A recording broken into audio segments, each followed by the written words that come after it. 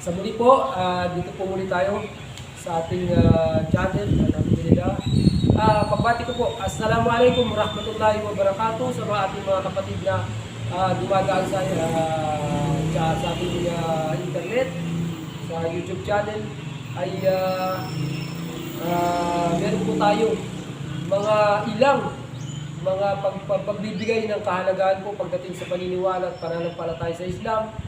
At ang ating pong mga ibang pagbibigay na ito ay papakilala ng parang sharing ba?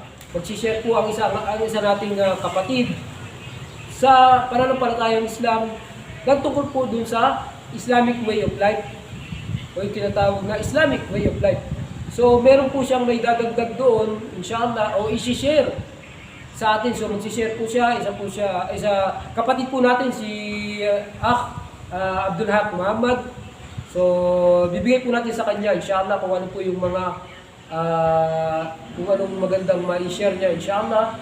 So kapatid. Assalamualaikum. Kapayapaan po sa ating lahat.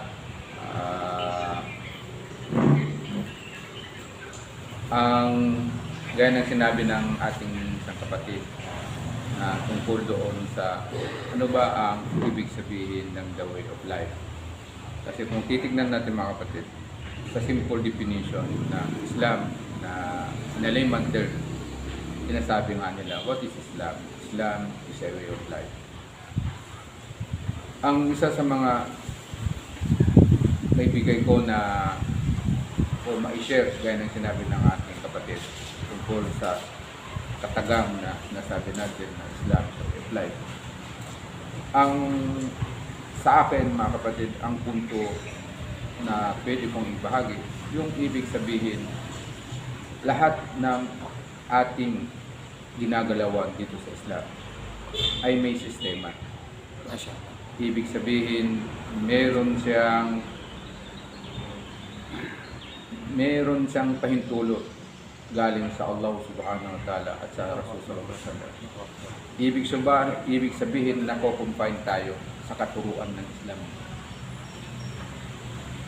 Kung titingnan natin, yun pa kaya saan ka makahanap ng religion maliban lamang dito sa Islam. Yung pagpasok lamang sa loob ng CR. Mashallah. Yung pinakasimple kapatid. Pinakasimple. Kung titignan natin, nandoon pa rin ang Islam. May system pa rin. May sistema pa rin. May pamamaraan pa rin. Ibig sabihin, kung papasok tayo sa CR, ang iapak natin muna. Kaliwa pa. Paglalabas tayo sa kanan. Idagdag natin, may panalangin dyan, hanggat maaari, bago ka pumasok sa labas pa lang, Allahumma inni a'udhu bika minal khubuthi wal kaba'is.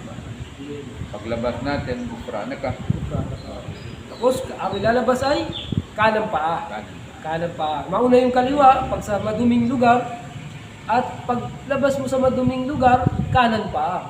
Sa masjid naman, kapatid, yung pagpasok mo, kanang paa. Paglabas mo kaliwang paa. So sa malinis at sa marumi. Kaya ibigay lang in specific detalyado ba?